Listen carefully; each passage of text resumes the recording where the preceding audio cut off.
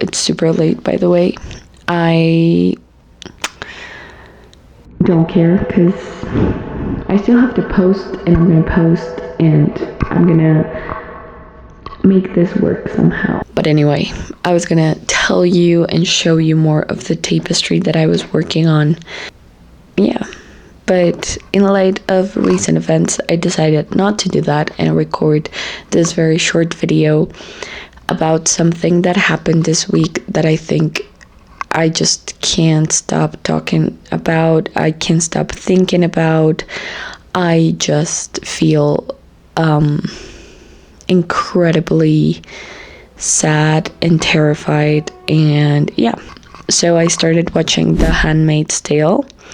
Bad idea. 0 out of 10. I would not recommend if you are already anxious about the state of the world.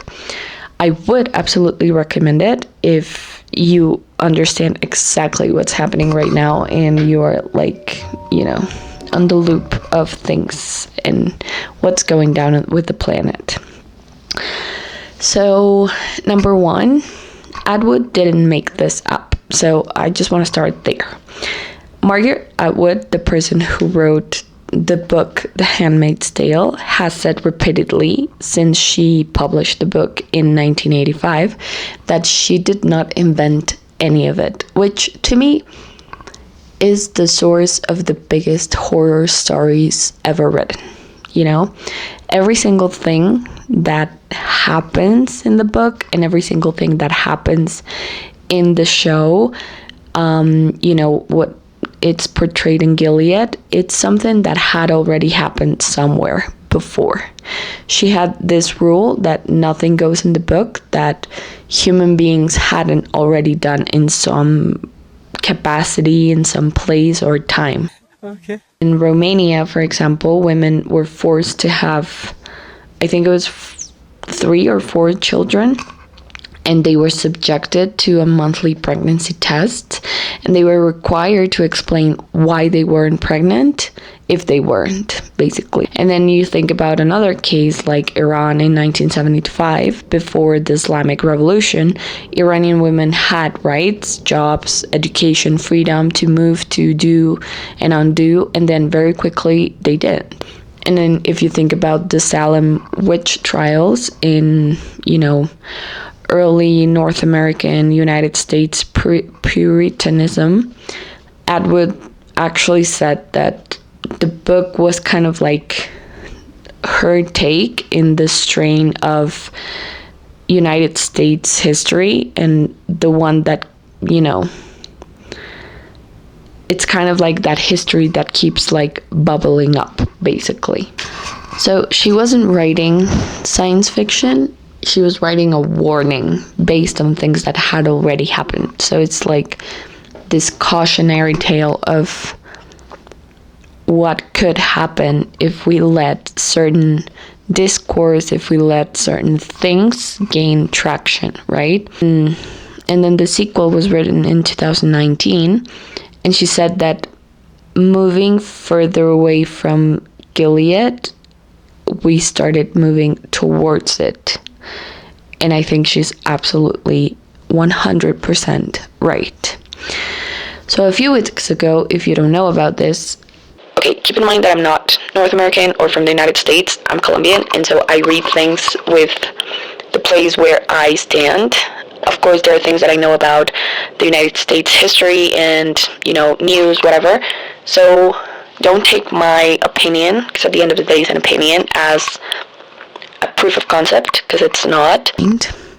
A few weeks ago, Turning Point USA had an annual Women's Leadership Summit in San Antonio, and over 2,000 young women attended. They were saying on camera that they were willing to give up their right to vote, which I think is insane that we are actually having that conversation. And I quote, "My perspective as a Christian woman is that my husband and I are one flesh. I vote the same way he does, so honestly, I would be okay with giving up my right to vote, because I know that he would represent me well.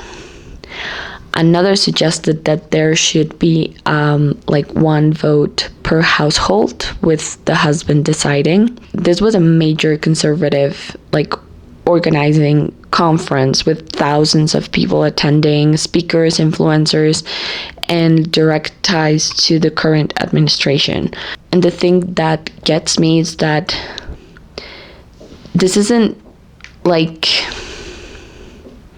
it's not about, getting up and delivering this like very, politic, like super strong speech. Is like,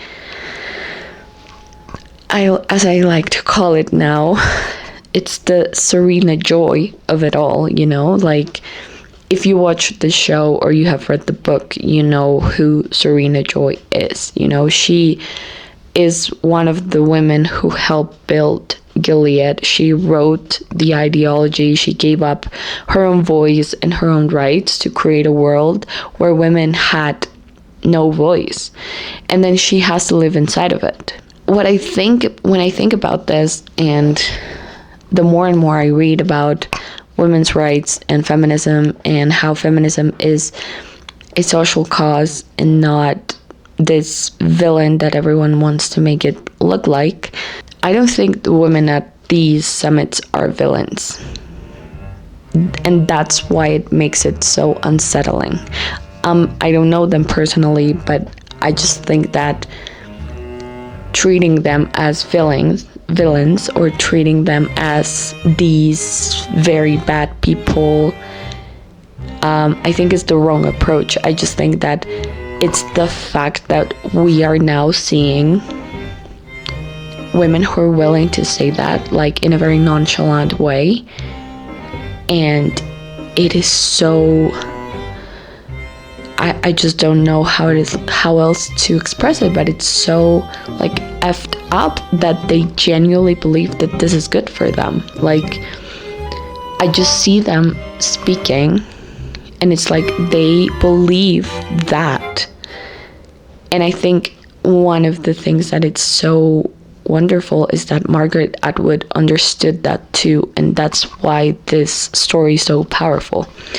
I don't have like a clear conclusion for this video. I just wanted to like talk about this, but I'm just like a woman watching this, novel written in 1985 turned into a series that is so hard to watch, because it's so like, I remember when that show came out, I read the book, and it just like, I just treated it as this another dystopic book, basically another piece of literature that you should read, because it's very interesting and it says a lot about our society. But right now it looks like this is what I see in politicians' campaigns discourse.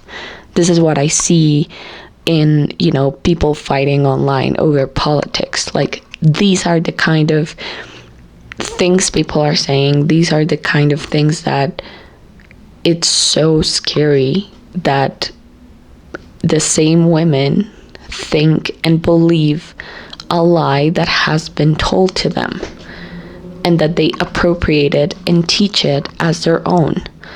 This is what makes it so upsetting, and it's just, I just can't shake it out of my head or my chest or any part of my body, and it's making me incredibly anxious. And I guess part of this exercise of, recording my journey on this platform is like trying to figure it out, what it means to have a voice and how to actually use it, and what do I want to talk about.